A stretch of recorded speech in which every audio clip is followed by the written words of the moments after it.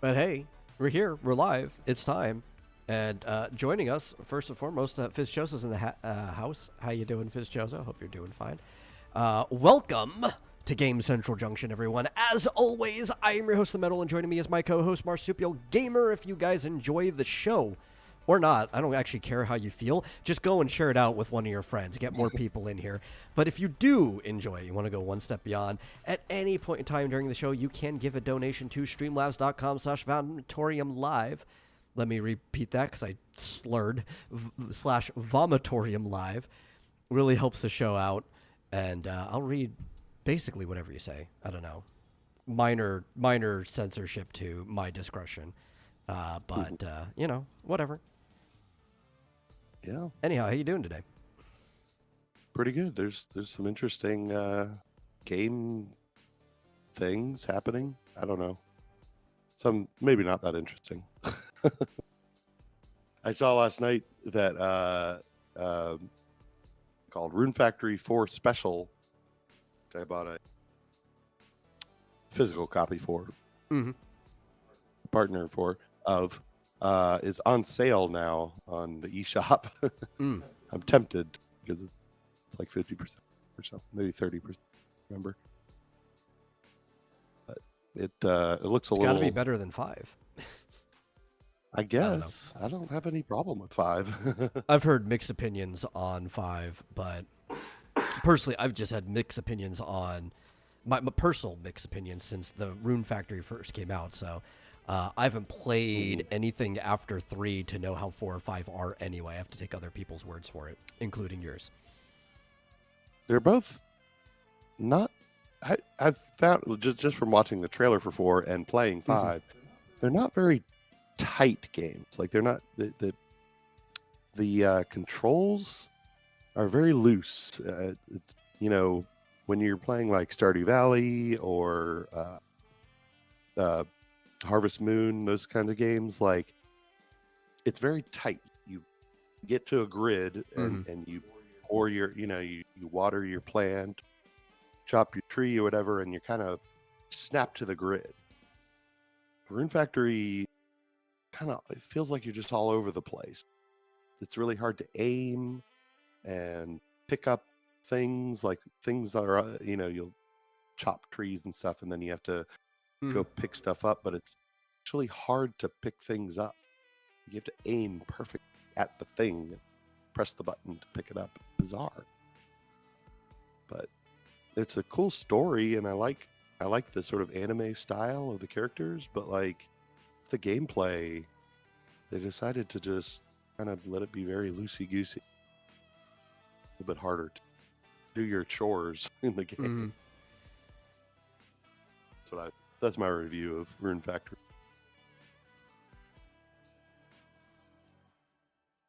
Yeah, I don't know. Just take it or leave it.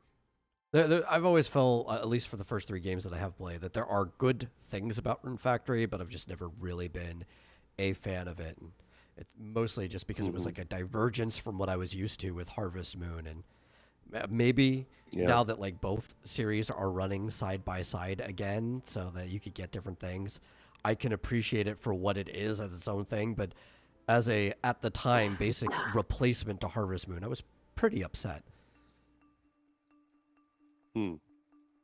Yeah.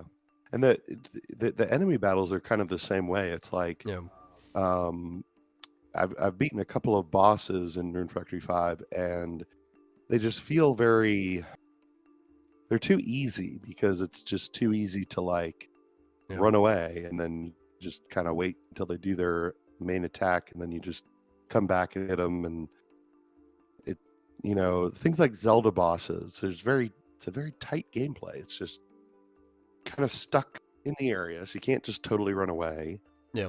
And you have to have good timing to dodge their attacks and stuff like that. In Rune Factory, it's just like, they're just there, and you just kind of run in a direction, and they don't necessarily target you directly. It's just, I don't know, the AI and the weird, I guess it being kind of more open doesn't really work all that well, as far as just being able to run in any direction and just Just too makes it too easy. It's weird. It's hard to describe. Yeah. But I think what people like about it are sort of the storyline and the anime characters. Like there's, cute cat girls and, different characters that you can end up starting relationships with. I think that's more the draw. I'm assuming. Yeah, the I combat's think not great. most of those games in general, the social aspect in the game and the romancing tends to be the big draw. I even think going back to tighter games like Harvest Moon or Stardew Valley, most people who play them are less drawn in by the chores. Though some people like the farming chores and stuff. Right, but most of them are drawn to the fact that like you can romance these characters. That's like the biggest draw, and then they stay for everything else. Like that's what got me in. Yeah. And it's like, oh yes, I enjoy this aspect too. I'll continue playing the game. Yeah, I'm the opposite. I enjoy building up my farm and getting new crops and getting materials and building things. I think that's why more and more games that even have like a hint of a social link are focusing more and more on it. It's like you look at actually from where the term social link comes from.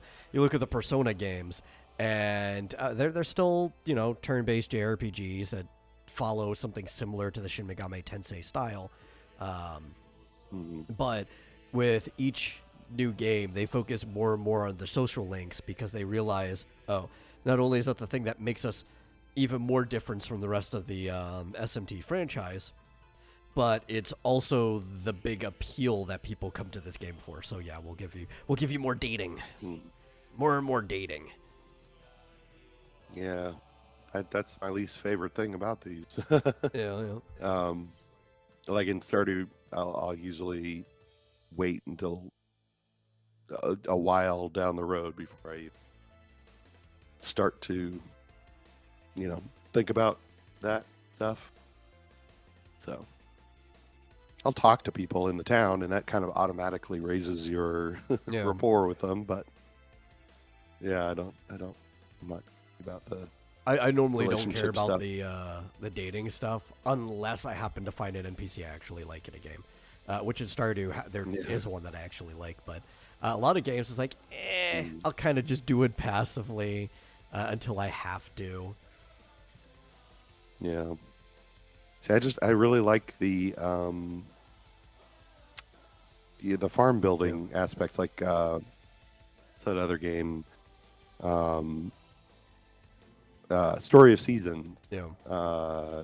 Specifically, Pioneers of Olive Town, I think, is a favorite of mine because I love all the makers and gathering materials and making new things, fulfilling the little quests that people. I don't know, that's way more interesting. Well, it's actually one of the things I disliked about Mass Effect 2, which is otherwise a game I really enjoy. I like Mass Effect 1 and 2. I haven't really played 3 enough to know if I like it. Or if a lot of people have some pretty bad opinions of 3, and I don't know if I feel the same way as them. I'd have to go play it again. But I really like 1 and 2. I've played 1 and 2 several times through. But in Mass Effect 2, there's this whole side part of the game where you get to do like companion missions where you go off and you solve some problem in their personal life that's usually going to involve some type of fight in space against somebody. But to be able to get to that point, you kind of have to become good enough friends with them that they open up to you, that you find out what their companion mission is. Then you can go and do that. And you actually kind of have to, sort of. I mean, you don't really have to. The game's not making you do it, but if you're not good enough friends with like all of your guys at the end, there's a couple that you have to pick to do certain tasks in the final mission. Like you have to have a tunnel runner and stuff. And if you're not really good friends with them, they will probably die in the activity that you picked for them to do. Like they'll achieve it, but then they'll die in the process, which did happen to me once in one of my playthroughs. So that they're almost like stringing you along that you have to do these companion missions, and it's like I hated it. And not the mission itself; the missions were fun. I just hated having to get to the mission. It's like I don't want to have to become friends with my crewmates. Like in real life, I would want to be friends with my crewmates, but in a game, you're not really doing much other than like holding my hand, forcing me to become friends with my crewmates. Yeah. Well, an interesting new, I guess you'd call it sort of farming life sim game that I've been keeping an eye on is Cuisinier. Yeah, you mentioned that earlier. I have no idea what that is. Yeah, well, is it like it's cuisine? Like, are we cooking here? Or? No, you're a Cuisinart. No. Yeah, it focuses more on, like, instead of concentrating on building your house, you're building a restaurant. Okay. With kitchen, and you go around and you fight creatures with spatulas and spoons and stuff like that, and then you sort of build up your ability to make dishes for people. And of course, it's got outfits that you can get, and it's got characters that you can romance and all that kind of same old, but it's sort of a food theme, and yeah, you're basically building up a restaurant. And the reason I bring it up is because they just dropped an official console announcement trailer. Oh, okay. And it's going to be available on all 3 of the major consoles on January 28th. I don't know how you pronounce it. Cuisinier. It's probably Cuisinier, yeah. It's probably somewhere around there. And yeah, you play a cat girl. Oh, well, I mean, that's a bonus, dress, I guess. Yeah. Yeah, but more not a cat girl. I guess you'd call it. It's more of an anthropomorphic cat. Oh, okay. You're not a human at all. That's still you're fine. Not even human-like. More of an anthropomorphic cat. Trying to remember which rule it was. Was it rule like 26 or something? Or I don't know. It's the rule right after there are no girls on the internet. As a cat will do too. Yeah. But yeah, it looks like you race around fighting things to get ingredients for your restaurant. It's like, it looks kind of interesting. Maybe a cross between Harvest Moon and Overcooked or something. Yeah. Looks nice. Check it out if there's a demo. I guess it would have to be in the 30s. There are no rules in the 20s. Everything between rule number 2 and rule number 34 that doesn't exist. Oh yeah. I didn't think they'd gotten. Oh, rule 0 is apparently don't fuck with cats. Well, people have added a bunch of rules. Originally, there was only like 10 rules, but it skipped from 1 straight to the whole porn rule. Yeah. I don't see anything about cats and cat girls. I don't know. No. It was like, there was a rule that said that there are no girls on the internet. And there's a rule after that that just says a cat is fine too. Has nothing to do with the rule before it. It's just, it was like a meme back then. And so, like there's a lot of rules that just, they're completely disconnected from each other. I like Rule 29. On the internet, men are men, women are also men, and kids are undercover FBI agents. Yeah.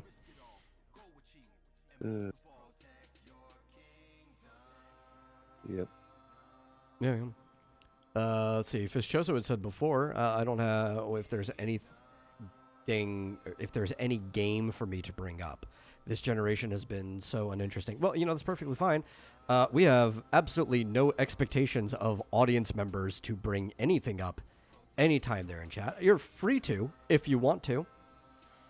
That's also fine, but you're just expected to chill, Yeah. Yeah, so talking about games, I actually have a friend who was part of game development recently. He was a voice actor, my buddy Stan. was the voice of a small indie game called Dead Man's Hand Card Roulette Action. It's a very simple game. It's a multiplayer game, entirely pixel art, and it's basically it's Russian roulette but with cards. And some of the cards give you like power ups. You can get a power up where like it causes the gun to fire twice, or it causes the gun to misfire. You can point the gun at yourself, or you can point it at somebody else because you have no idea if it's loaded or not, or like if the chamber you're on is loaded.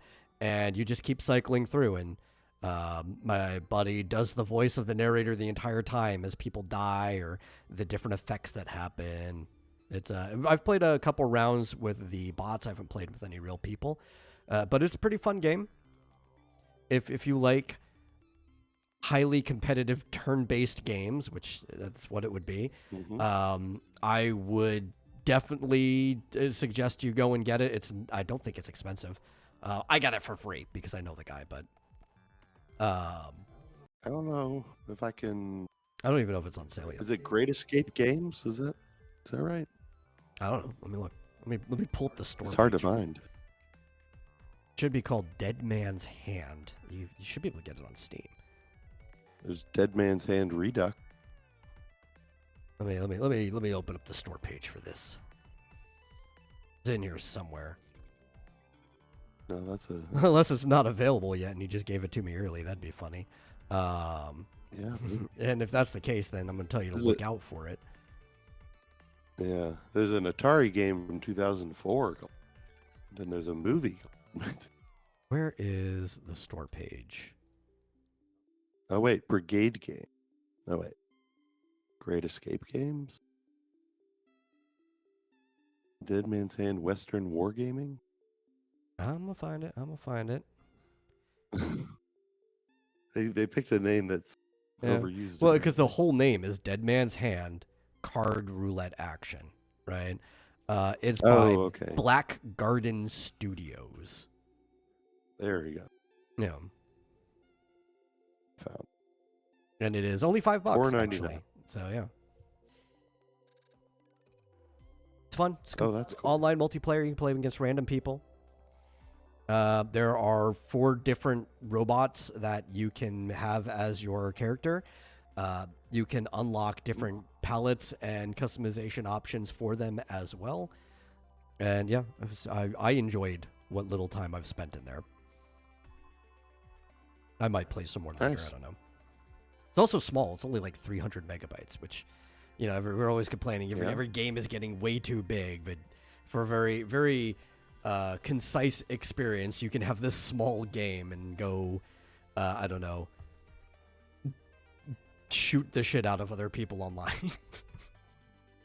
And there's a demo available for free. Cool. Very nice. So did that just come out? No, I think it's been out. Like I've had it probably for almost a month now. I think I keep forgetting to bring it up on the show. Like I've been wanting to. I think I even mentioned it last time. Last Friday. It's like shit. I forgot to bring it up again, didn't I? Like a day after the show was over. But I've been wanting to talk about it. I like supporting my friends when they do work, and as always, Stan did an excellent voiceover. So. Guess what they used to build the game? What'd they use? They used Godot. Oh, that doesn't surprise me at all. Yeah. Pretty cool. Huh. Yeah, it's nice and pixely. Yep. Very cool. Yeah, well, I've wish listed it, so I will take a look at it after the show. See if I want to buy it. I'm sure I will. It's only $5. Yeah. So I do have some things pulled up that we could talk about. Alrighty. One of them, if you want to bitch about public opinion, I think that's always a fun thing to do. So the 42nd annual Golden Joystick Awards just passed. And I have a list of every game that won a Golden Joystick this year. For people who don't know, Okay. the Golden Joystick Awards are also kind of just known as the People's Voice Awards. They were part of the Greater British People's Choice Voice Awards, and they've kind of splintered off into just being the gaming specific section. And it's also opened up globally, so it's not just British people anymore. I mean, it's been global for a really long time now. And we are on year 42 of the award show existing. Yeah, and I'll just go through the order they have because they have the ultimate game of the year last, so that's something that you can work up to. Best audio design was Astrobot, which I think deserves awards. It looks like a great game, sounds like a great game too, just from watching people play it. If it wasn't for the fact that it's a Sony first-party game, I would be surprised that a game that looks like Astrobot won any awards. In like any category, because I don't know, a lot of people are just straying away from games like that despite how well they do. Yeah, I mean, I don't know. It's a 3D platformer. I know, right? they're great games. People love them. People love Super Mario Odyssey. When is the next one coming, by the way? I don't know. 3D Mario. Well, this is the thing, though. Like, so this is a different award. This isn't like the Game Awards where like everything is heavily rigged in the favor of like journalists voting on it. This is a people's choice. But I don't know. I feel like I get black-pilled by people's opinions on games because I'll go and talk to people who I see enjoy a game, be like, oh yeah, this is a great game, but I don't think it deserves any awards. It's like, but you just spent like 120 hours on your third playthrough of this game. Yeah, why not? I don't think I've heard the sound in Astrobot, but I can imagine. Like, I would imagine they did a really good job with that. I kind of want to play it, but it's like, is it worth $60? It just, I don't know.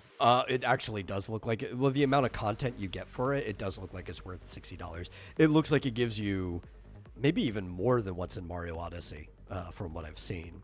Maybe. Yeah. But like, I don't know, pick it up when it's cheaper hard anyway, because you've got so many other games to finish. Yeah. Shut up about that. Just get on my ass about everything, about every game I've not finished. This is normal. This is me being normal. Like I know, and there's hundreds of games that I never finished. I'm just trying to help you get more of your money's worth out of the games you purchase, you know? Well, I don't have any problem with it. I'll eventually get back to Yar's Revenge. Yeah. Or Rises, you look like you're so close to finishing Yar's Rising too. Like, we can't know. There could be like another map for all we know, but it just looks like you're so close. Yeah. Oh, sorry, Fitzgerald. We're talking about Astrobot. In case. Yeah. That's the Metroidvania style game, right? I mean, is that how you classify Yar's Rising? Which one? Yar's Rising? Yeah, Yar's Rising is definitely Metroidvania for sure. I thought you were going to ask if Astrobot was. I'm like, no. No. Yeah. I'm getting a real long delay. Are you? Audio. It's really weird. Oh, I mean, you don't. There's like no delay in between I'll just ignore you. Like there's like maybe a second at most. Really? Strange. Yeah, it's like I hear you, and then like a couple of seconds later, I hear you again. No. Anyway, I'll ignore that. So then we have best soundtrack and best storytelling were won by the same game, and it was Final Fantasy VII Rebirth. And while I am critical about the Final Fantasy VII remakes getting certain awards, the storytelling is unique from the original game because they did change quite a bit of how they did it, and they redid the whole soundtrack. So I guess I'm kind of fine on people voting for those two categories. I'll tell you, I got to get back to that because I remember one of the most fun to me parts of the game was the piano. I don't know if you get to do it more than once. Yeah, but there's a part where you get to it's kind of like kind of reminds me of Rockstar, or not, like what's it called, Guitar Hero, where you only play a few notes throughout the tune, but you get to hear this beautiful rendition of, like what's her name's theme. Why am I coming up blank? Anyway, some beautiful renditions of the music from the original. Like Aerith's theme, which is like the best composed song in the game, or No, whose theme is there it? was I keep thinking Yuffie, but not the other one. Tifa? Tifa, okay. yeah, Tifa's theme is like well, that was the video that I watched. I guess a couple of months ago now, Yeah. but I was like, oh yeah, I remember that part of the game. That's a poor decision I played it on once. their part. The best theme in the original Final Fantasy VII was Aerith's theme. If you're gonna play any song on the piano, it should have been that one. Well, see, I think that you get more opportunities Okay. to play different songs. That's like the first one that you played when you get to the first town, or I guess there's like a flashback to I don't know. I'm crossing names in my head. I keep thinking Garenheim, but is that it? Galenheim? The town where Tifa grew up. Yeah, where her and Cloud. I'm trying to remember. I'm spacing on that one. Yeah. Anyway, moving on. I think that's a good choice, probably. Well, it kind of reminds me of Final Fantasy V. There's a piano in every single town, and if you play them, you actually level up. So you play a classical song, but you play a harder one each time. Mm-hmm. And you know what? There's pianos in that Dragon Quest III HD2D remake, and you can't play them. That drove me nuts. I was like, oh, there's piano. Cool. It's going to have like this little mini game like in Final Nope, Fantasy you're in the V. wrong franchise here. I know. They could have added that, though. I don't know. Well, we got more awards. There was the best multiplayer game went to Helldivers 2. Okay. I don't have anything to argue with it. I haven't played the game. It didn't look very interesting to me, but a lot of people liked it, and a bunch of it like fell off. So like, I really just don't have much say on that category at all there. I've heard that it's really, really good, but that the replayability isn't so hot. Like it just gets repetitive after a short amount of time. Yeah, for a live service game, you a few need weeks. to constantly be improving on the gameplay. Yeah, I know a lot of people loved it at first, and then it's like I saw a bunch of people playing on stream for a couple of weeks, and then they're just like, it's we just will the same get thing to over and over. Live service games later in the list. There's an award called the Still Playing Award. But where we are now, best visual design went to Black Myth Wukong, and I can certainly agree with that. That game looks amazing. It takes stylization and photorealism together and just almost like perfects it. Yeah. It reminds me of an even better Elden Ring in that respect. As far as the look and feel looks really good. Amazing. Yeah. I hope the next Switch can play games like that. Well, I mean, I don't see Elden Ring. It seems like it's at least going to be able to play PS4 Pro from what people are saying. So like in between release PS4 and PS5 graphics, but not quite PS5 graphics. I mean, not that I care. That's honestly, good enough for me. I still think Super Mario Odyssey is one of the best looking games. Yeah. And I mean, to me, that means it'll be able to play games like Elden Ring. Isn't there a PS4 version of that? I don't know. Maybe. I couldn't answer that. I can look.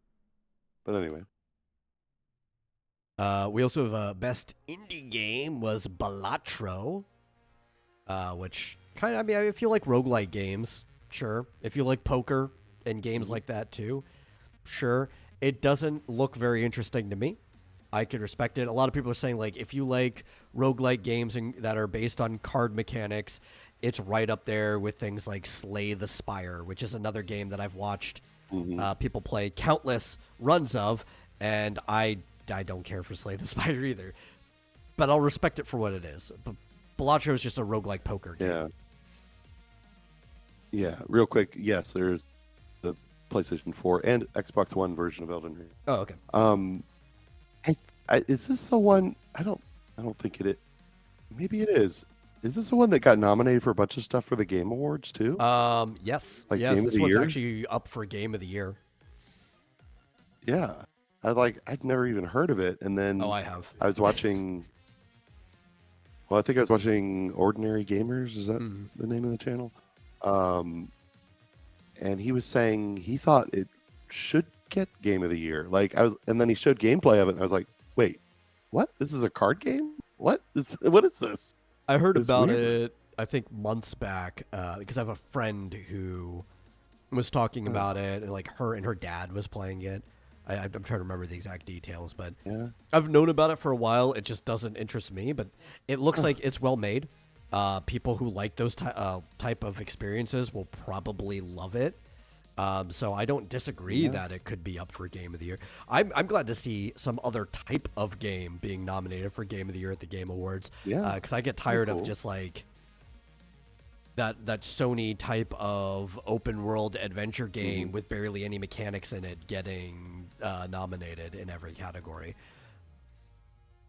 Yeah. Fizzoso, it's called a roguelike, but I mean, It it's is. a poker game. Well, so Can a I show some roguelike, video? yeah, you can if you want. But by definition, roguelike, which actually I don't even know if I want to call it I would call it a roguelite from what I've seen. But that just implies more of the progression of the game than anything else. You could do any type of mechanic system. Like Slay the Spire is a turn-based game that uses cards for your options. Here, let me actually put us on full screen. That would help. Right, like, or Binding of Isaac is a roguelite. You can do that progression system with any type of game mechanic if you figure out what you're doing. And the reason why every indie game seems to be doing it is because it's actually not that hard to program. If you just come up with like a tight mechanical structure and whatever you're doing, whether it's like procedurally generated floors or whatever, you can easily make a game that way. Yeah. I don't even understand this. Like, reverse. Okay. I kind of want to play this, but I'm like, how is this up for Game of the Year? I mean, that's cool, but it's really weird. And it's not That's actually nice. And it's been poker, out since February. right? It just uses poker as the base. This is actually technically like a point-scoring combat game. Yeah. Odd. Like, I literally hadn't heard of this before a week ago. Yeah. And it's been out since February. Crazy. Yeah. But that's neat, different, new, cool. Yeah, I'm glad What to was see it that on the up for? list. That won Best Indie Game for the Golden Joystick Awards. Yeah. But it's up for Game of the Year at the Game Awards, which I don't really want to go over all the nominees for the Game Awards after this or anything, but we probably will go over the winners at least briefly after that happens. Yeah. You know what was weird was that, again, this was on the Ordinary Gamers. He was going through. Was it the that ones that you Pecora can vote got on. nominated for Streamer of the Year? No. Oh, okay. It was at the very beginning where all 5 of the games that are up for Game of the Year were the exact same games that were up for Best Storytelling or something like that, including this one. So it was just like exactly just cut and paste, copy and paste. Yeah. Well, there was also a weird thing. There's a couple games that are up for Game of the Year that probably don't sit right with some people because they don't like anime like styled games being up there or turn-based games. Metaphor Refintenso is up there, and trying to remember, there was another Japanese game that was up there as well. But which Elden Ring is technically a Japanese game. They changed the rules this year to where expansions This and is the big DLC controversy. can be nominated, basically just so Elden Ring is up there, and it's to make sure that Black Myth Wukong and guess. Metaphor can't win Game of the Year or whatever, like just to give it the competition. I think Black Myth is probably going to still win it. Yeah, Game of the Year. Balatra's there. But yeah, Shadow of the Erd Tree. Didn't they used to... I mean, don't they have a category? A category where they for like make best expansion or DLC. They historically did, yeah. But they made it to where now expansions or DLCs or any significant update to a live service game can qualify in any category. Okay. Yeah. I mean, you know what? They didn't this year, but Hoyo, keep trying. Significant update. You can get in every year now, right? Just get a big enough update. Get those Genshin numbers. yeah, seriously, they could be up every year for a new one. Yeah. But I guess, I mean, I would guess that they would say, but it's got to be really, really good to be considered, Of right? course. Yeah. Oh.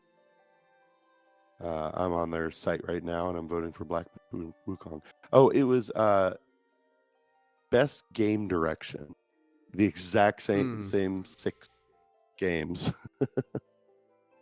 Well, 5 games and an expansion. Yeah. So, I haven't.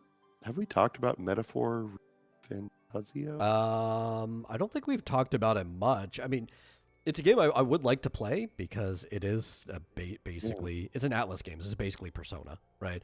It's like a Persona game if it wasn't, I think, directly connected to the Shin Megami Tensei franchise. At least I think it's not connected to it. I wouldn't be surprised if it is also technically a spin-off of SMT. I just haven't heard that as one. But it is basically a Persona-style game with some differences to it. It looks really fun. It's got some innovations in it as far as like a turn-based game in that genre goes. I think it actually is up there for Game of the Year deservedly. Like it's done a lot to its genre that's different than other games. I just don't know if it'll beat Wukong. I think Wukong's probably just going to beat it. Yeah. Stellar Blade is up for best soundtrack. About it. But we were on the golden joystick. Sorry. Yeah. So back to that. There's actually 2 different best indie game awards. So Balatro was not the self-published indie game. So I guess if you were published under another company or distributor, the best self-published indie game was Another Crab's Treasure, which this is a pretty fun-looking game. Have you seen gameplay for Another Crab's Treasure? Nice. Yes, I have. I actually was watching when they announced it, and I was probably watching Asmongold or someone, but he did play. Yeah. I was watching him when it was. I think he was on a Nintendo Direct. No, he played some of it, I think. I haven't seen gameplay. Yeah. I just saw the previews, but it looks really good. We also have Studio of the Year was Team Asobi, which is the Astrobot team under Stoney. We also have best... Oh, Astrobot. Yeah. We also have best lead performer was Cody Christian, who is the voice actor for Cloud in Final Fantasy VII Rebirth.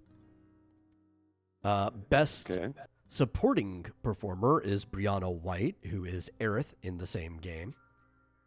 So, Final Fantasy VII Rebirth is just winning a bunch of awards again, as it does, Final Fantasy VII, never going to stop making it because they'll never stop winning awards with it. We also have the Breakthrough Award, which is a Critics' Choice for the game that basically just broke through expectations, came out of nowhere, and was a smash hit. It's kind of like similar to like Surprise Blockbuster Award, and it was Balatro. Yeah. Oh, there you go. I would have guessed Helldivers too. I mean, yeah. And now we're to the Still Playing Awards. So there's 2 of them. Still playing for console and PC is the same game that always wins the award, and it's Minecraft. Because nobody's ever going to stop playing Minecraft. Ever. Yeah. But there's a separate one for mobile, and the still playing award for mobile goes to Honkai Star Rail, which is a game I play like every day. There you go. And as little as I've played it more than any other MiHoYo. And you've actually seen how much I played it. Yeah. I played Genshin Impact for all of 5 minutes. And it made you just want to go back and play Breath of the Wild instead. Exactly, at the time, yeah. Now I think I would just be like, I don't, this fast-paced, complicated. Yeah, I mean, the combat in Genshin is much faster than the combat in Breath of the Wild. And you have to, like, switch between your characters and stuff. And, It seems stressful to me. It is stressful. Although there have been a couple of good ones. I mean, Wuthering Waves and Zenless Zone Zero look pretty fun both. Well, at least Zenless Zone. If you think Genshin's combat looks stressful, you don't want to play Wuthering Waves or Zenless Zone Zero, because those are much higher intensity. Yeah, I've not actually played them. Though the Zenless Zone Zero, there's probably enough cues that even though it's higher intensity, you might be able to like fall asleep playing. Oh yeah. Well, I can fall asleep doing anything. Well, I'm just saying, like, as long as you listen to your audio cues, you just parry at the right time by switching characters, and it's fine. You don't have that luxury in Genshin. Like, there's no safety mode, there's no slow mode or anything. You're getting hit, and sometimes you're getting juggled because it's got the same like ragdoll physics that you expect from Breath of the Wild. So you'll just get hit by a person, and you'll bounce for like 5 times in a row before you could do anything. It's like, well, you shouldn't have gotten hit the first time. Like getting juggled? Oh, yeah. Like somebody will send out like a wave of vines, and then you'll get you'll get hit in the direction of the waves, and you'll just bounce on it until you're done bouncing. Yeah. Now, okay, wait a minute. Did Baldur's Gate 3 come out this year? Or was that last year? I think it was last year, because it was up for awards in the last Game Awards. Oh, okay. Because I saw it was up for an award in this Game Award. Yeah, I think there was like an update or something to it, but I don't remember. Oh, okay. But it's not up for Best RPG. Because the Golden Joystick Awards don't have that stupid rule that the Game Awards just added for DLC and stuff. Oh, okay.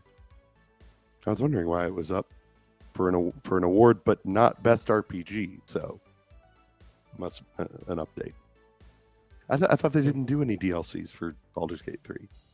I don't know. I haven't been really paying attention, honestly. Yeah. We'll find out. We'll find out when people win. What ends up winning the Game Awards. Before continuing, we actually do have a couple people in the chat. Mike Walter showed up. He said, "Hey guys," I'm dropping in to like and share and say hi. How you doing? Fish Joseph was also answering last year, but I thought Baldur's Gate was last year. And then we have Tornado Cholo asks if the releases for 2025 are. I think that's the remake for Metal Gear Solid 3, Grand Theft Auto 6, Fable, Perfect Dark, Phantom Blade. These are all old games. And Path of Exile 2, possibly another Resident Evil. Would you guys consider it a contender for best year of gaming? No, probably not. It depends what else the release says. Though I do have high hopes for the Metal Gear Solid 3 remake. From what I've been hearing about it, it actually sounds like it's probably going to be good. I don't have that high hopes for the Perfect Dark sequel, but I'm holding out hope. I just didn't see anything good or bad from the trailer they've shown so far that interests me compared to the old Perfect Dark. I'm gonna have to see a lot more.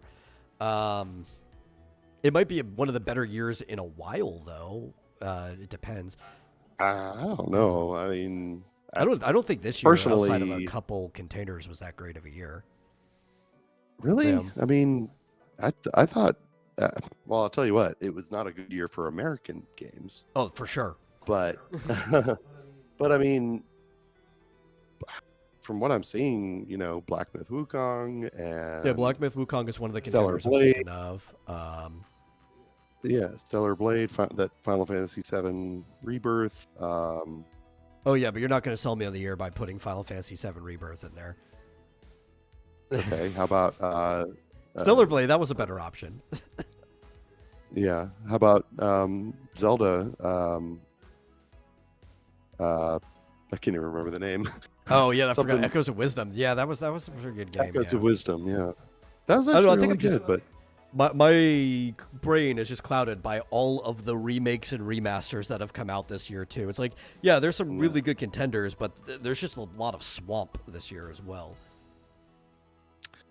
yeah, I mean, I would say this year was better year, than if you last took year. the I'll say that. yeah, I'd say if you took the average of the games that came out, yeah, it's pretty sucky. But the thing is, we've had a few really, really great games come out this year. Yeah, hey, no problem answering. Just of the ones that you mentioned there, I don't have anything against Perfect Dark. I'm not, I'm kind of ambivalent. Or Fable. Metal Gear Solid. I mean, I guess that's a lot of people's, a lot of people. Well, a love lot of the one, stuff on but that the list rest- do sound good. I'm just, even with Metal Gear Solid, me. like, it could be a great game, but I've played Metal Gear Solid 3. Like, I'll enjoy the remake, but I'm not going to have a remake of a game I already played, no matter how good of it, be a contender for, like, a good year. It's like, that game already came out, Fable, I'm holding my breath on that one, especially because I just heard that they said that the new Fable is going to be having Witcher-style combat, and I'm just like, I don't want Fable to have Witcher-style combat. I want Fable to have Fable-style combat.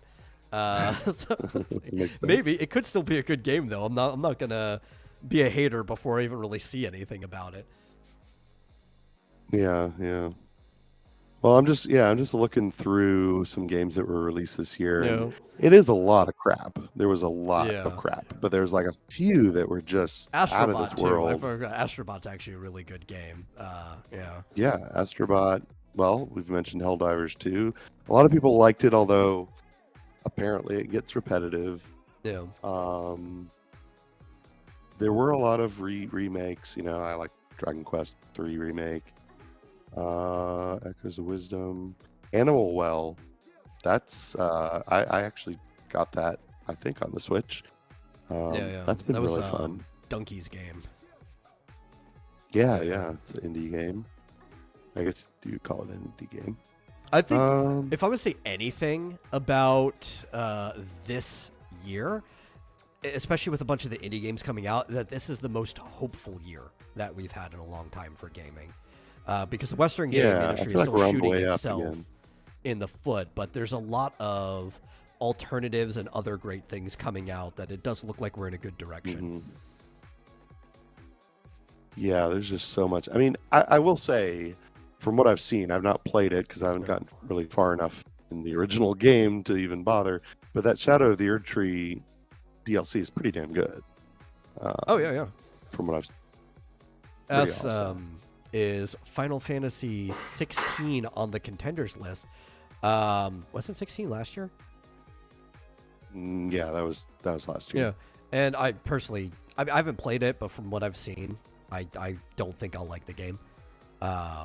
Just from my experience as a hardcore Final Fantasy long-time player, it does not have what I want from Final Fantasy, even though I know a lot of people like the game.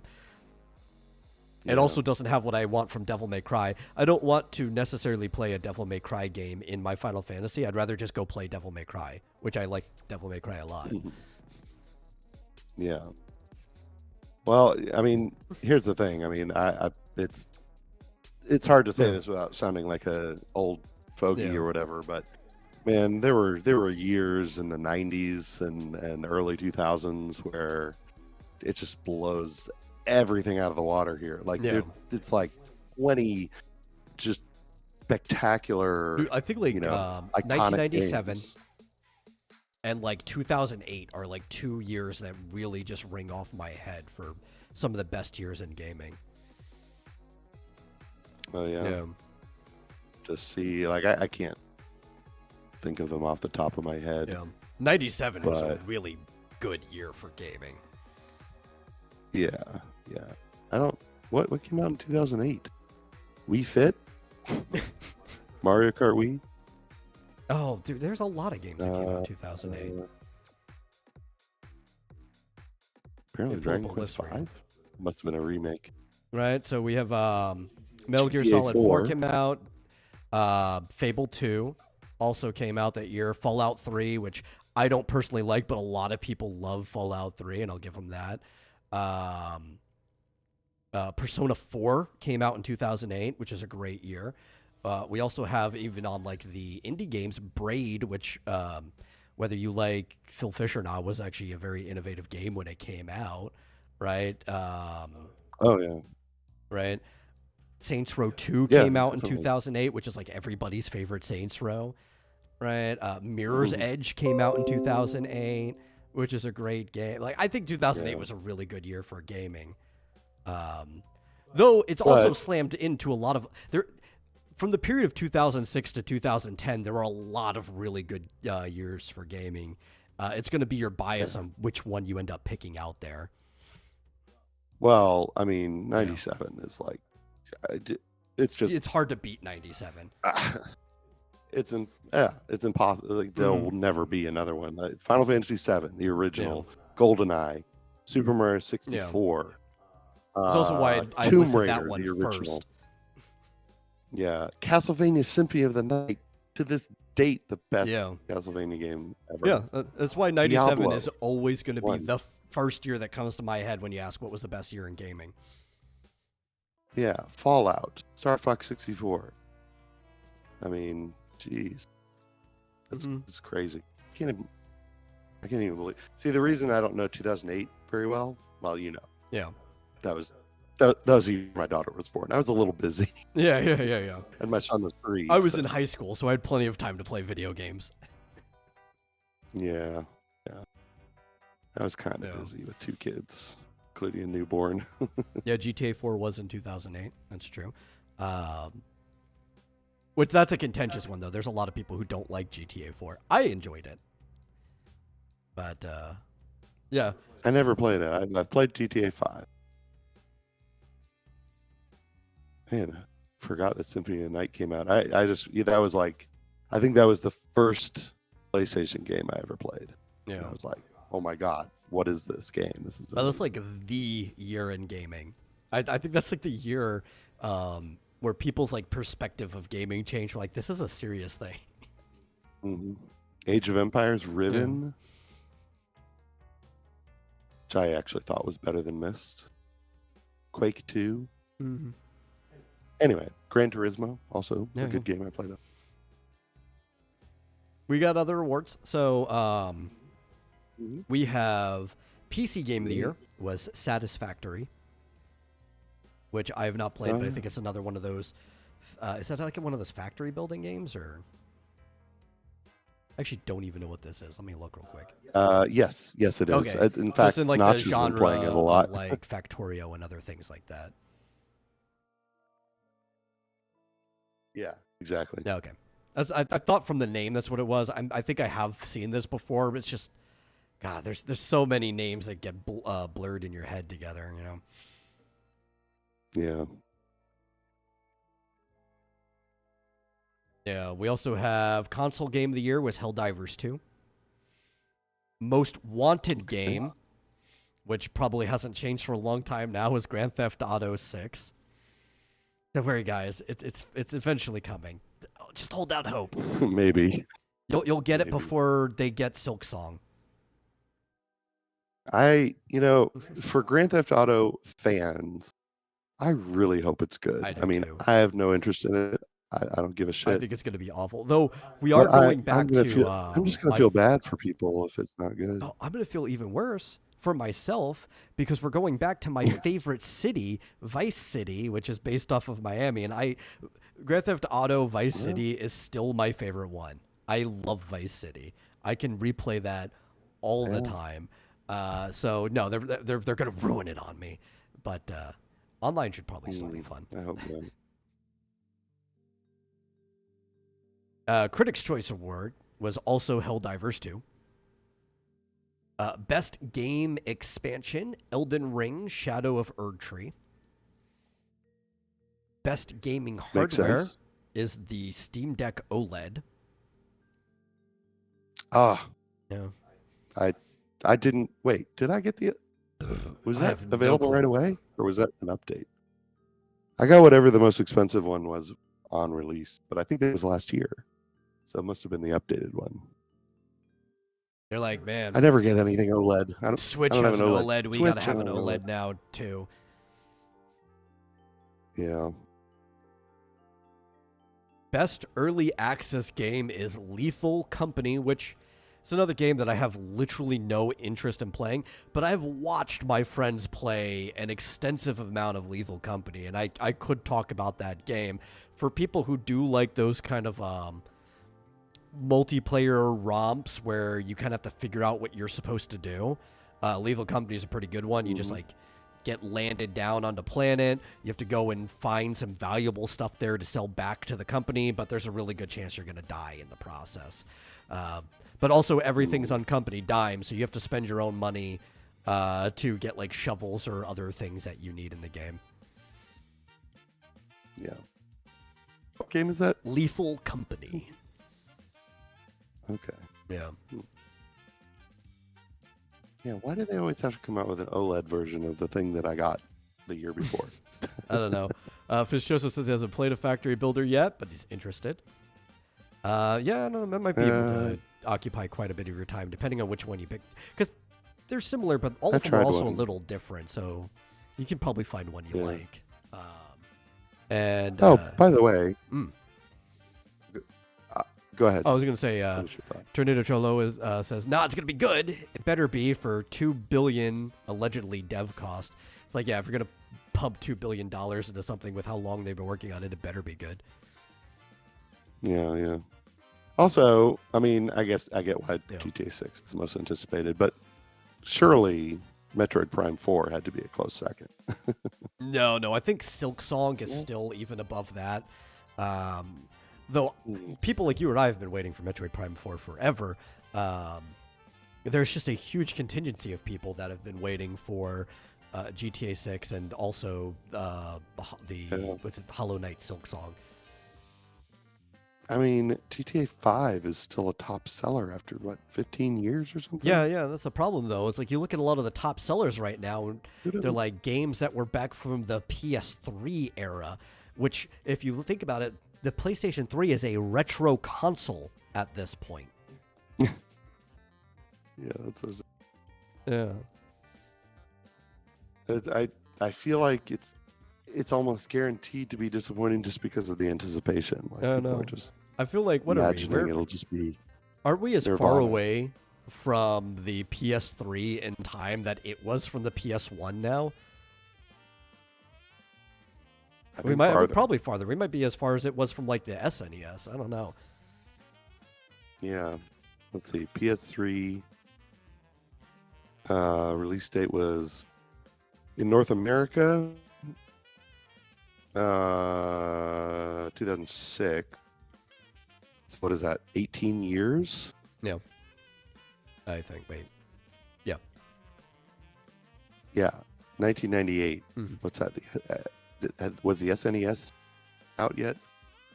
98. I think you already had the original PlayStation because I think that was 97. The original PlayStation? No. I'm sorry. Wait. You said 98. I'm sorry. 88. 1988. Oh, no. The PlayStation came out the year I was born, just early in the year. So, no. Oh, not the PlayStation. The SNES came out the year I was born. You're talking about like early 91. In America, I think it was 90 in Japan.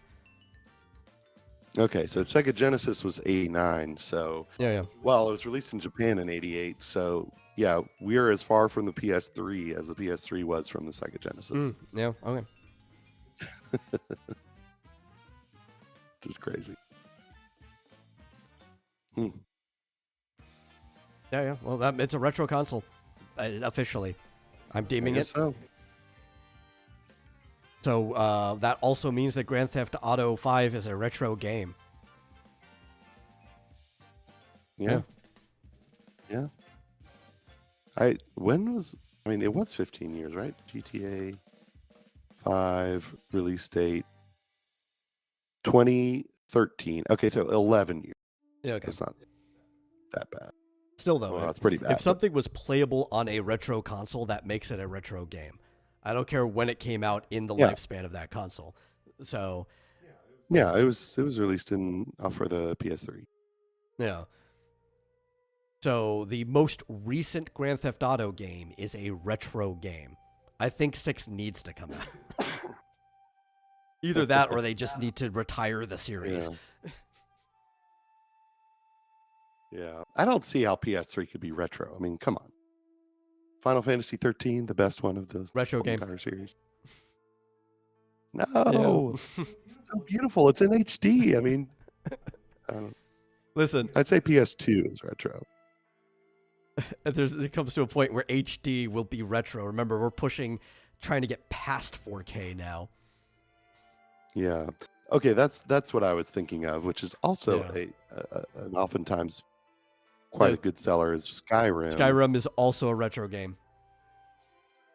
I'll buy that. It came out in 2011. So that's 13 years old. Yeah. As a teenager.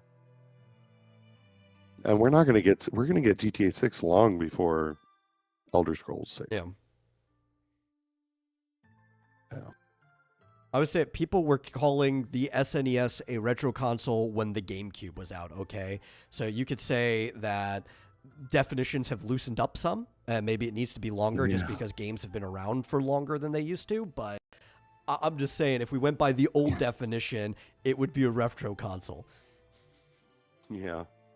Well, yeah, the problem is that the pace of innovation was so much faster, at least in terms of quality of, hardware, because it's like PS3 games still look pretty awesome nowadays. They do look dated, but, I don't know. It's hard to say. Yeah, vintage even. Where was I? Oh, best game trailer. Let's back to the topic. Helldivers 2. It's been winning a lot in this in the Golden Joystick Awards. Then we have the Streamer's Choice Award for game that was best on stream. I think they pegged streamers specifically for this. Was Chained Together, which is kind of a fun game where you're literally chained together and you're basically trying to escape from a hellish prison. I don't know if you're actually in hell. It looks like you're in hell. I can't tell. But you're escaping like hell or some hell equivalent prison, and you have to go up. And you have to sometimes use your chains to get past things, but also you have to make sure everybody passes the obstacle, or else the guy who doesn't, being the weakest link of the chain, will pull you back down to the beginning. Okay. And we have best game adaptation is Fallout, the TV series, which for this year, I mean, I can't really complain. A lot of people like it. It doesn't seem like, aside from the fact that it is the new canon, it doesn't really give a shit about the old canon. I guess that's fine. I mean, the studios have decided whatever they say in there is canon, so whatever. But it doesn't look like it shits on the series or anything like that. I'm fine with them picking that. I can't think of what else would beat it this year, Yeah, what else came out? Was there a Castlevania? Oh, there was like a shitty oh no. What am I thinking? Is there a Resident Evil? I don't know. Or 2 Resident Evil shows? I know there's a Devil May Cry show coming out, but it's not out yet. I don't know whether it's going to be early next year or in December. Oh, well. I just can't wait for the Concord anime or whatever it's going to be. Oh, yeah, the Borderlands that game doesn't even exist. Absolute crap. Yeah, of course it can compete. Yeah. Oh yeah. Well, wait a minute. What about the Super Mario movie? That wasn't this year. It No, wasn't. Oh yeah, that's right. that's old at this point. Man, time just goes. You're right, because I saw that when I was in Birmingham 2 years ago. What am I thinking? I don't know. Had a And it brain also fart has to there. have come out before they did the nomination. So I think Minecraft will have been out before the year ends, but it will not qualify for these awards. That, I think Fallout still probably beats it. That Minecraft movie looks like Yeah, Minecraft. it looks like. Yeah. Yeah. And the last one, the Ultimate Game of the Year award, goes to Black Myth Wukong.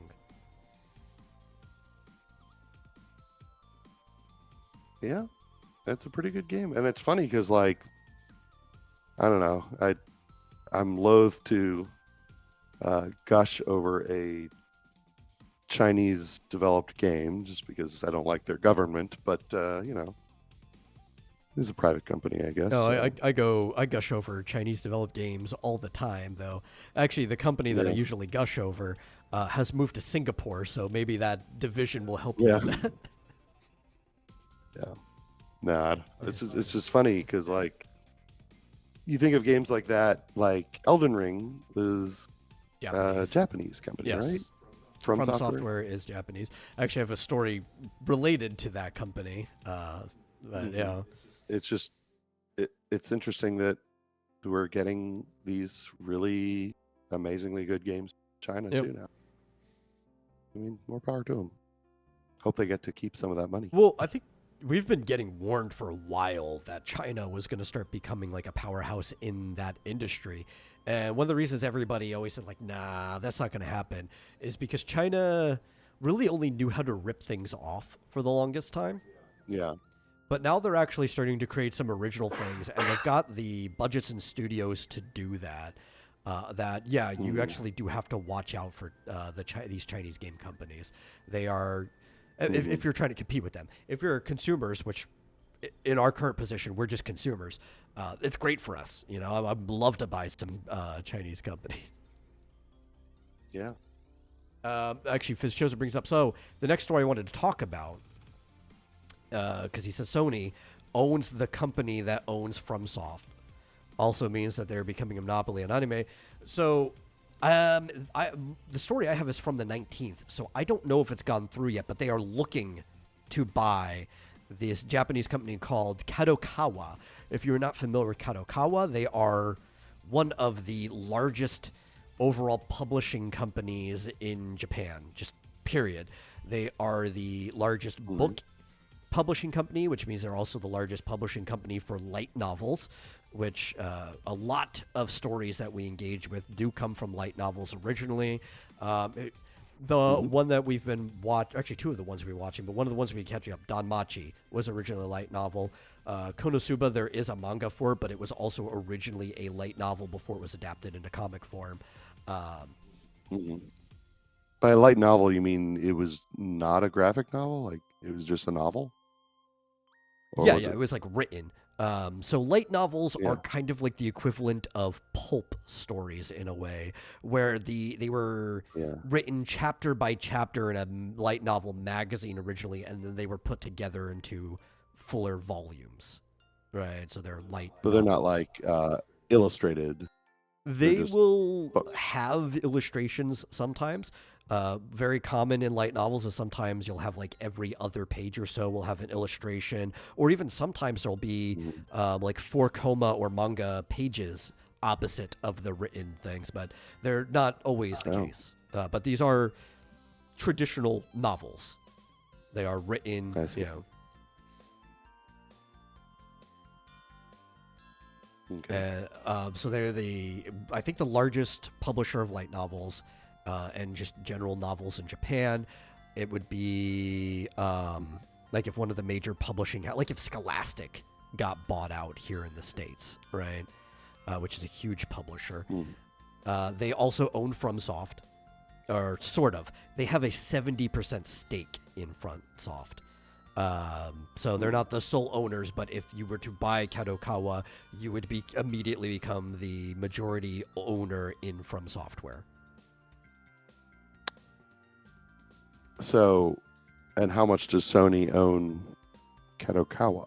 No, they're looking to purchase Kadokawa on the whole, Oh. like just merge it into their company. Oh, so they don't own them now. No, not unless the deal's already gone through in the last couple days or so. But they are looking to purchase them. How do you spell that? Kadokawa, Kado Yeah. Kawa.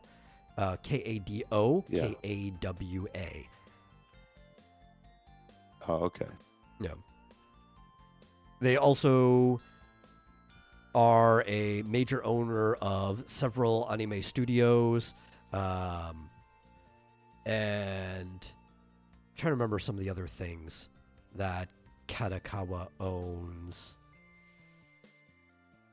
Mhm. ASCII so- Media Works is another one. Spike Chunsoft. They own Spike Chunsoft. Okay. Says, I was just curious about this. The company has received an initial letter of intent Yeah. to acquire their shares, but no decision has been.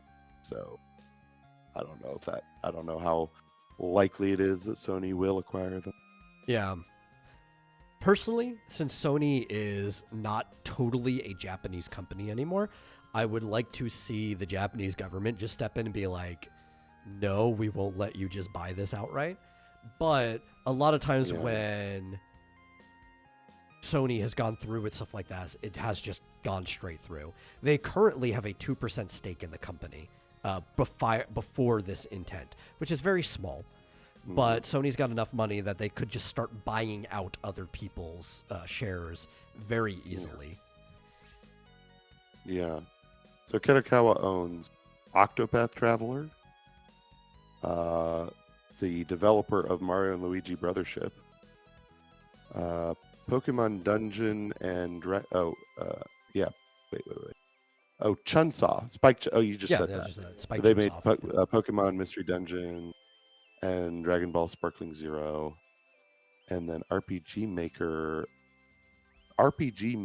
developer Gacha Game. Yeah.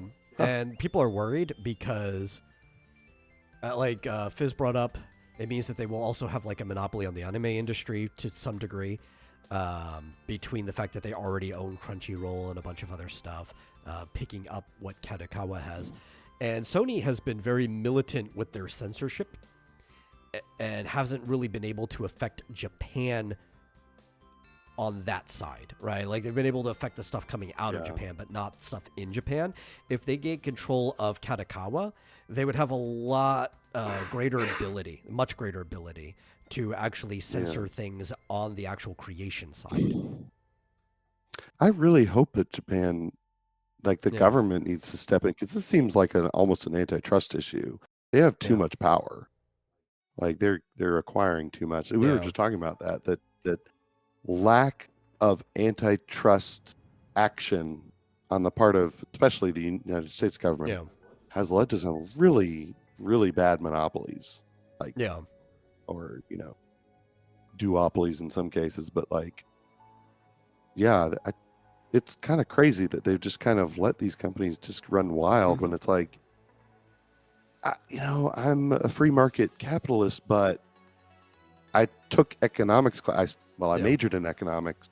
I know monopolies short circuit capitalism. Oh, yeah. And they can only really exist in two possibilities, right?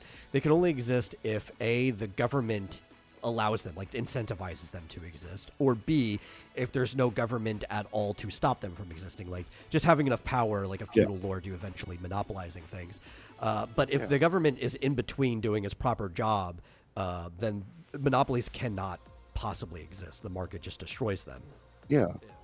I mean, there's been, lots of cases where the government breaking up monopolies. I mean, the most famous one is probably the Matel breakup in the early 80s, I want to say, that has led to fantastic innovation and competition and lower prices and, new technologies and stuff. And it's like, when they don't step in, the tendency is towards these monopolies, and the government needs to step in and just correct. Because these market. monopolies are just modern day capitalistic feudal structures. That's all they are.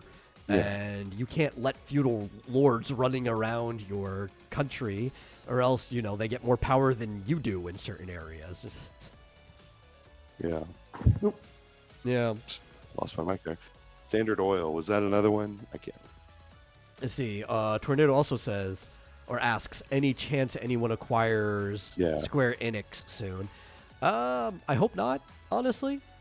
It sounds like it would be a good solution, but the only person I know of that's actually looking to buy them has been Sony, and recently the relationship between those two has kind of fettered out, so I don't think they'd be looking to let Sony purchase them anyhow. They're opening up, though. They're looking to renew their relationship with other companies like Nintendo and Microsoft, and maybe Square will start to slowly go back to where it was. I don't know. Mm-hmm. They cave to a lot of the censorship stuff too, so I don't know. Yeah. I don't have a lot of hope for Square, but I'll try to hold some.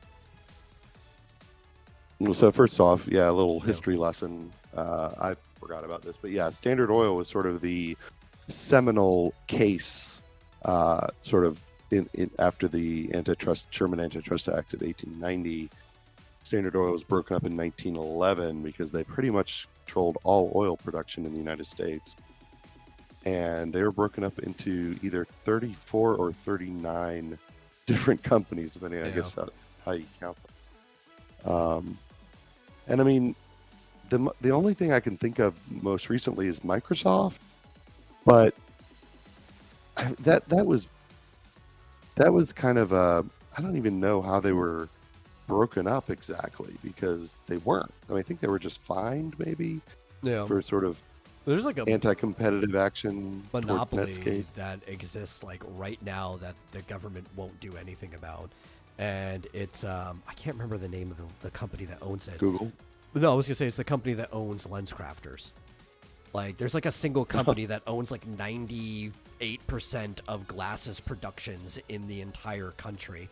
And the thing is, it's split up between a bunch of other companies, but it's still one company that owns all those other companies, so it's effectively a monopoly, and the government won't do anything about it. Do they own Warby Parker? Because that's I think so, where I got my last pair. Oh, yeah. man. They also own like Oakley's, Warby and all of those are owned by the same company, even though they're competitors. They don't. Oakley's are so overpriced. I know. But none of the glasses in this country are actually competing with each other because they're all owned by the same parent company. Well, that's a tough. I don't know. I mean, they compete though against contact lenses and laser eye surgery. So I don't know. It'll be nice to know who is the majority owner of the contact lens industry too. Sony. No, it's Lens crafters. Yeah. I don't. But I mean, right now though, it's running rampant. There's basically, well, there were monopolies, essentially in social media. At least there was collusion. That kind of got broken up by Elon Musk. Only took $44 billion to do it. But I'd say Google is the biggest problem now. They really need to have AdWords spun off on their. No, it's just that there's a lot of effective monopolies in the United States that like nobody's going to do anything about.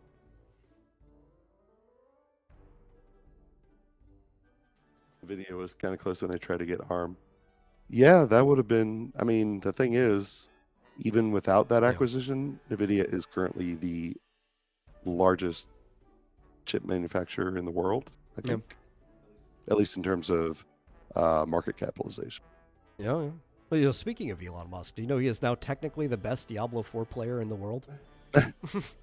Really? Yes. He actually, it was a recent thing, but he did the Diablo tier 150 and finished in under 2 minutes. He has the fastest time for it if it actually gets recorded. So, yeah. Wow. He is technically the best Diablo 4 player. Until somebody else comes and finishes in a better time. But he's already Yeah, it's funny. been like in the top 20 internationally for a while, like going back and forth in different ranks. And he live streams on X, Yeah. which is pretty cool. I was trying to remember, what is his handle when he does the live streams? It's something. Oh, I don't remember.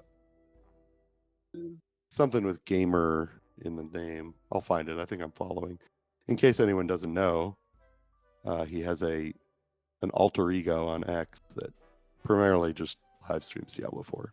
No. I'll put it in the chat when I find it. Yeah. He's the number one. Cool. I'm not surprised, honestly. I am. I mean, I wouldn't think he had time to get that good. Yeah, well, it's not about whether you have the time, it's how you use it, right? He's extremely good at managing his time. And he's talked about, like, he's always been a Diablo player. Even on the Joe Rogan podcast, he talked about, I think he was currently number 19 internationally when that recorded. Oh. Yeah, I gave up. I tried to play Diablo 3, and I just kept getting too bored with it. There was no Diablo 2. The hell out of what? Diablo 3 was no Diablo 2. I played the fuck out of that. No, there was. No, I said Diablo 3 was no Diablo 2. Oh, I see what you're saying. I thought you kept saying there was no Diablo 2. No. There was. I'm actually holding Diablo 2 as the pinnacle of Diablo I got you. now. Yeah. I got you. Yeah, you're absolutely right.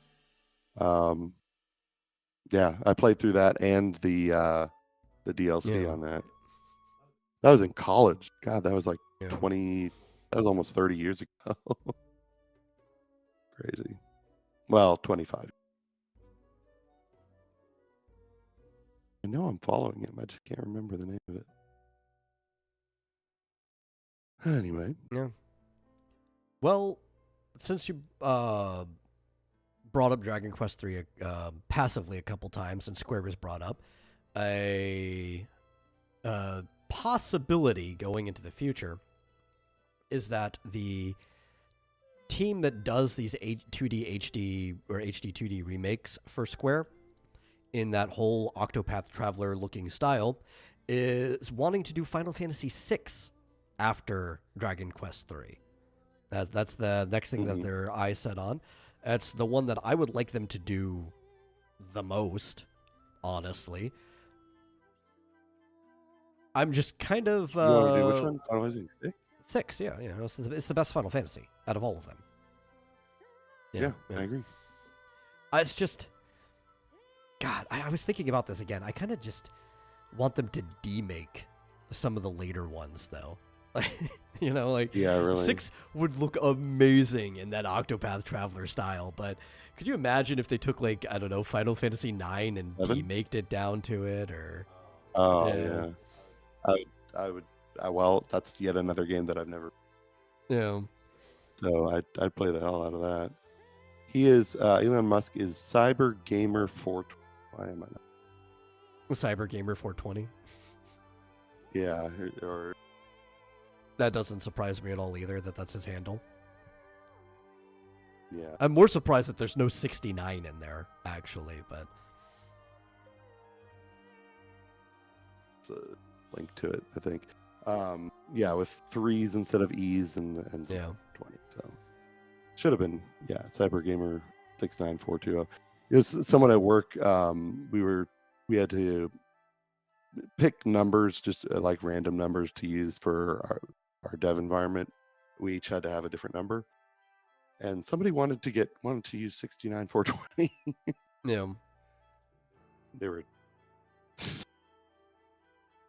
but they did get, I think, 10069. It's the funny number.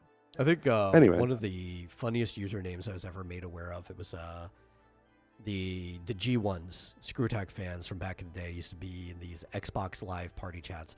And when they were playing a game, one time they came across a dude whose name was Ya Boy Money 420, and it was like, that's a great username.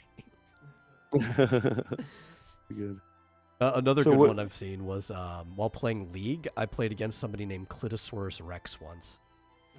Oh my god, crazy. So what? I kind of missed the beginning of this story. It's a specific company that's doing most of Well, these so there's a HQ2 team that's been or doing group it, team, right? Yeah, because they've already got the and they're talking tools about set out. branching It's out. very easy to um, remake a game that way, and they want to do Final Fantasy VI now that they've pretty much finished the Dragon Quest Oh, trilogy. they've said that. Yeah, they said that's the Hmm. next one they want That's to cool. do is they're aiming for 6. Wow, that's going to take a while, I would think, I would think so too. Yeah.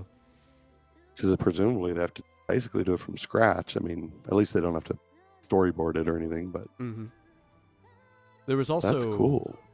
a quote from Yuji Horii during all this, which explains why they waited to tell you about Dragon Quest 1 and 2 until after 3 was basically ready to release. And he thinks that playing the trilogy in chronological order, 3, 1, 2, is the most fun way to play it and how he would prefer you to play it. So, Yeah, that yeah. makes sense. So if they see, I really, really want them to do Dragon Quest 4, 5, and 6, but they'd have to do the same thing. Yeah, Do 6 first 6, and then 4, 5. 5. Yeah. Why did they do that? I guess it seems to be a trend. Like you do a game and then you do the sequel and then you do the prequel. Yeah. I mean, that's kind of a natural progression a lot of times. I mean, Zelda basically did that. Yeah, unless you're like Borderlands or The Lion King, where you do like the original, the sequel, and then you wedge another one in between the original and the sequel. Yeah, that's weird. Right. Yeah. But yeah, I have to say I'm loving it. And did you see in 2 weeks, Dragon Quest 3 sold 821,000 physical copies, just physical. So It's pretty low. probably up to, yeah, but they're probably up to like 2 million by now. I'm hoping, but I'm just like, and that, I mean, including digital. Well, they released on every console, yeah. and PC. But they're considering that a huge win, and I mean, that's great. I mean, it's only been 2 weeks. In a couple months, and Christmas is coming up. I imagine they're going to break 4 or 5 million. This is like the only time of the year where you can't strictly look at the launch window, because outside of the holiday season, most games will end up making most of their money within what you consider the launch window. How long that is depends on like how much budget was put into the game. A AAA game, the launch window might be the quarter in which it released. For something smaller, single or double A, it might be the month it released. But that's what most of it's still going to be in that first week of the window regardless, and then it'll kind of like slope off after that. Very few games end up making a lot of purchases over the long run. And that's just because more new games are coming out and there's always constant competition. Right. I'm actually kind of curious.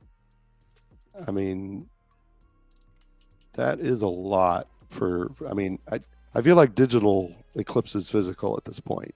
Maybe. Almost all the time. I'm not sure, but that sounds right. Like, I'm not going to argue against it. I just don't know. I probably would make the same here's the thing. judgment if you were to ask me. Yeah. So this is, see, every time I read this, people are saying like the sales are astronomical. Is the word that I'm saying. Like, yeah, I feel like was this Japan only, or was it? I think for it to be No, astronomical, it it actually needs to do better than either the Octopath Traveler games did, even though it's a remake of an old game. And both of those only did like a couple million. Yeah. I think it'll do better than that. So yeah, this looks like the unit sales physical, 641,000 for the Switch and 180,000 for the PlayStation. I think that's Japan and the US. But is the fastest selling game in Japan for the year over Echoes of Wisdom and Yeah. Super Mario Party. Well, it is Japan's favorite Dragon Quest. It's like that and 5. Those are the two that get asked to be remade the most. Yeah. I guess it's only been 1 week, right? Did it release last week? Yeah. Yeah. Yeah. So that's 1 week, Yeah. 820,000, and then only physical. So I'll be really. But that's the thing, it right? says, So we're also 1 looking week. at Japan. If you were to say, in the States, do digital sales eclipse physical? I would say most likely. That would be my gut opinion. As far as I know, in Japan, physical sales still eclipse digital. Oh, Yeah. okay. At least that But this last I heard that it was still physical was doing better in Japan than digital were.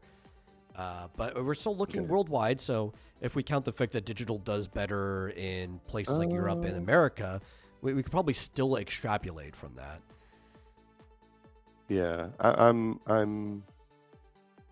So this is I'm sorry. I'm kind of reading this as I go. It looks like this is the only Japanese number. So 821,000 physical only in Japan. Well, that's fine if 1 that's week. only Japan, right? That's really good for a single region. It says game is selling like hotcakes. This is Genki Japan on X. Selling like hotcakes in Japan with many shops sold out. Not getting new stock until next month for the Switch version. Let's see. With the Steam numbers and digital sales, it's sold well over 1 million in Japan alone, and likely over 2 million worldwide in 1 week. Well, see, that would be good if we're looking at just like those are for Japan's numbers, because we have to think this doesn't have to sell as well as their expectations for the other games, because they look at 16 and 16 was pretty much a commercial failure for them. And it's not that it didn't sell a lot of copies, it just didn't sell enough copies for the amount of budget that they poured into it. These games don't really have that budget. So selling like even a couple million is fine for a game like this. Yeah.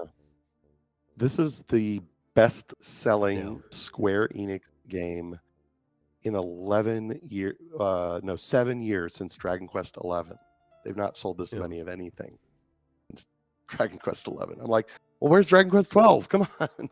How much did Dragon Quest 11 sell? Wait for that. Total to date? I don't know. Yeah, because I'm trying to remember. Well, because you said it was only like in 7 years, right? Yeah. Okay. Yeah. That makes sense. Well, because like almost a decade ago would have been 15, and we know that Final Fantasy 15 is one of like the top 5 selling Final Fantasy games, period, and probably outsold most Dragon Quest games just because Final Fantasy has more international appeal. But that was also much older than 11, so like that timeline makes sense. Yeah. Dragon Quest 11 apparently is up to 6.5 million units sold. Oh, yeah. 15 outsold that, but it's also older. 15 outsold I think that? 15 did like 10 million or something like that. Really? Yeah, when I checked, it was like it was up there. It was like the third best-selling Final Fantasy game.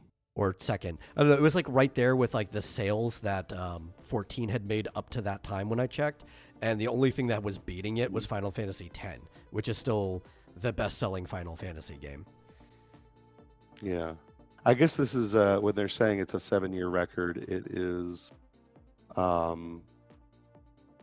just for the first week. I guess, because... Oh, I mean, even 11 might have outsold 15 in the first week, because 15, that was over like that year apparently that happened, you know? Yeah, I guess 15 had a bit of a slow start. And also, like I said, it's older, too. Like, I think it came out before 11, so it's not even in that window. I'm just saying, like, when we were talking about numbers, that's why that one popped in, like, no, but then that timeline makes sense. Yeah, okay, never mind. Then I'm just making stuff up. So, I guess Final Fantasy 15 did sell 10 million. But anyway, I really hope they continue. I wish they could pump them out faster. Like, I just want more of these. I love these HD 2D. Even though I have not played much of Octopath Traveler, I played a little and I've watched you play it.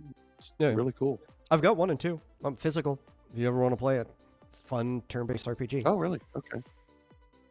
Oh, I was looking at Octopath Traveler 2 because it's on sale on the Switch. Yeah, no, I've got a physical eShop. copy of it in my Switch right now. Well, never mind. I should probably play 1 first, which I think I got have a on physical Steam. copy of that one as well, if you want to play it on Switch. I mean, if you want to buy it, I'm not going to tell you not to. Go support the game to let Square know that they want more of it. I'm just saying I have a copy. Well, let me beat Dragon Quest 3 Yeah, first. Yeah, please. It's not a long game. It shouldn't take that long to finish. You keep saying that, but I'm like, yeah, but I only play for like an hour at a time, That's true. so it's going to take me like 3 months.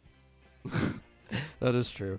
Oh, I'm sure it's probably longer than the original, but like, what was the play time for? Oh, Dragon Quest 1? I'm talking about the original version of 3.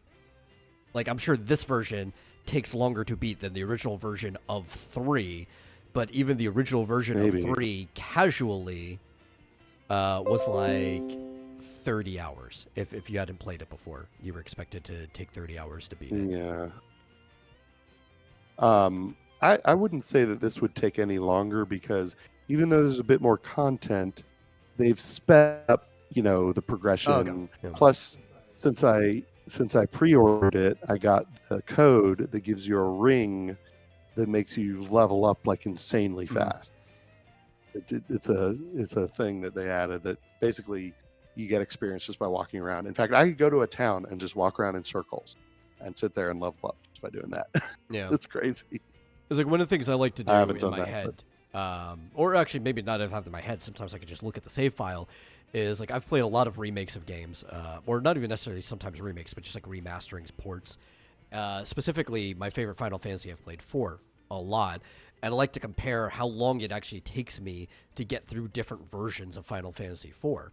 And I find to get to the end content, the advanced version of 4, which is kind of like the best version. There's a couple other things that are exactly the same as it, is the fastest to get to the end. But also, afterwards, though, it still takes longer if you want to beat everything because they've got bonus content in the end.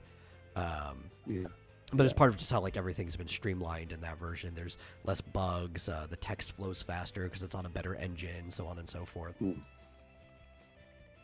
So, I guess the original is estimated about 30 hours of gameplay just to get through the main story. You could go up to 60 hours if you want 100% it. But I guess you're right because, well, it says some players have reported playing over 80 hours of the remake. So I guess there's a lot more content that I haven't gotten. That's what I assumed. Yeah.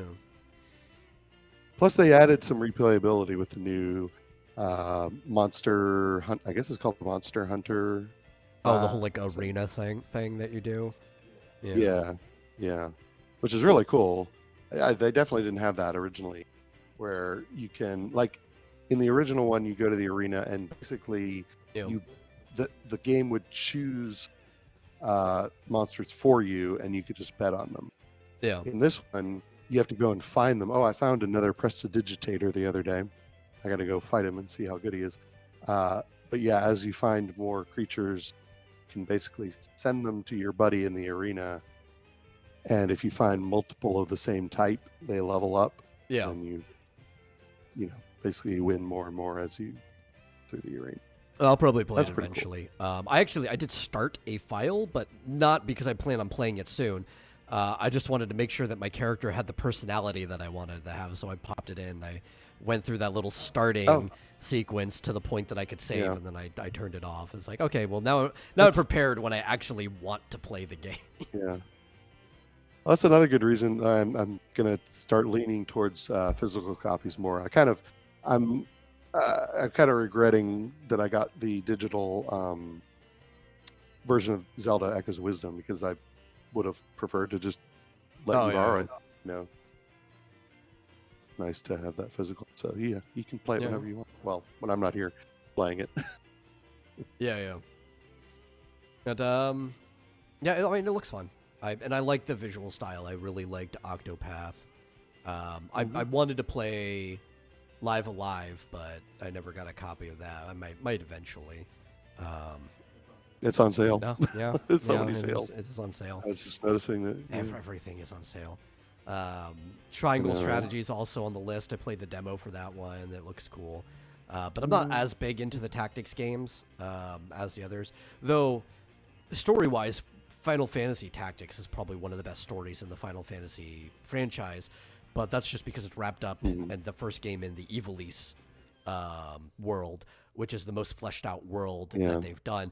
Even more fleshed out than Gaia with Final Fantasy VII. Like, they've just done more storytelling in Ivalice than anywhere else. But Triangle Strategy, I don't think is even connected to that. It's its own world, own story. It's not even a Final Fantasy game. So whatever. Yeah. If it was an Ivalice thing, I'd be more concerned. It's like, man, I want to know what else is happening in that world. But they are looking. Apparently, they want to do like Vagrant Story and a couple of the other stuff in that HD 2D style. Like, it's on the list of things they want to tackle. So that would be pretty cool. Yeah. I mean, if you're gonna do basically, a retro sprite-based game, I think that's so far. I was impressed with the Final Fantasy Pixel remasters. I mean, they're beautiful in some ways, and the music is fantastic. The audio is the best part of those remakes, but I have to say the HD 2D is just unbelievable. I mean, the surroundings are so detailed. Oh yeah, and the ambiance and everything. But the thing about Vagrant Story is, if that actually does make it on the list, that would be like something I've been asking for. Vagrant Story is a 3D game, so if they did that in the HD 2D, that would be like a D master in a way, and that gives me hope. It gives me hope that they put that on the list of games that they might potentially tackle.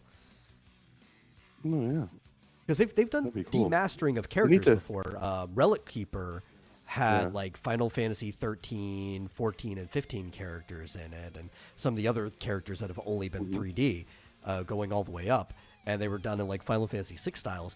It's like, please don't, just give me hope. I want some D-Masters. And I'm like the only person in the world who wants D-Masters, but I want some D-Masters. Well, I kind of wish they would do a D-Master, or I wish they'd do Chrono Trigger with Chrono this, Trigger's and on then the list do too of games they Chrono wanna do. Cross.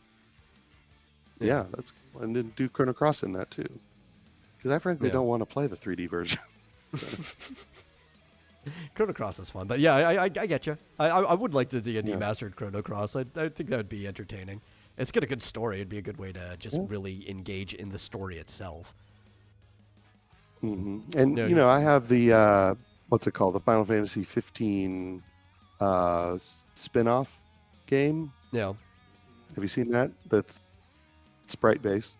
It's a retro style. I don't think I remember that one. Have you seen it? It's on the PS5 over there. Try Oh, it look, out. but I know there was the pocket version of 15, which used like the little chibis from like Theater Rhythm, and that upset me because they had sprite versions of the characters in Final Fantasy 6 style for the shop in 15. I was like, why didn't you just use that for the pocket version? Why did you use the Theater Rhythm chibis? I don't understand you, Square. I like Theater Rhythm. Don't get me wrong. And you can play Final Fantasy, or you can play Dragon Quest 11 in 100% retro style, like NES style. You can play the whole game that way if you want. Yeah, that's amazing that they released it that way. But Kingsglaive. I know Kingsglaive. No, that's not it. I was like, wait, Kingsglaive was like a phone game. No, that was a film. That was a movie. There's a film. No, what's the one? It's Kingdom of something. There was a phone King's game. Tale. Or I don't know if that's the one I was thinking of. Because there's like a kingdom building game as well. Oh, that one was awful. Yeah. I don't know. But it's called A King's Tale, Final Fantasy 15. It's a prequel set 30 years before the game. I think that's the one. No, I remember the it's on my Kingsglaive PlayStation animation. library. That was a pretty good animation. Well, yeah, we should probably wrap up. We're I've been looking for a spot that'd be time to wrap up. And I guess now as good as any. Thank you guys for watching. It's been a fun show. This is the same time we're always on, Mondays and Thursdays. Mondays for like anime, comics, anything in that regard, films. Thursdays for video games. That's their schedule. About 9 p.m. Central Time. You can adjust that for your time zone.